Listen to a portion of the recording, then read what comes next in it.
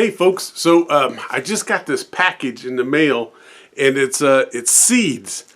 Now I've read about and I saw on the news where they're talking about getting these packets from China with seeds in them, and sure enough I got one. Hopefully you can see there where it says it's from China, and what's of interest is down here right above my finger. It says it's got stud earrings with a value of $2.99. So why they're doing this, I don't know. But anyway, I got some of these seeds, and this is what they look like, at least the ones I got. Now, to me, they look like radish seeds.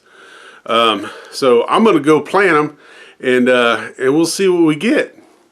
All right, folks, so here's those seeds that we planted that we got from China, and we thought they looked like radish seeds, and that's what they pretty much look like.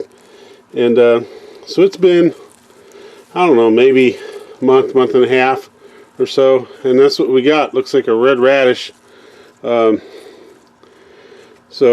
there we go. We thought they were radish seeds, and sure enough look like radish seeds. So we're going to try eating them. Thanks, China.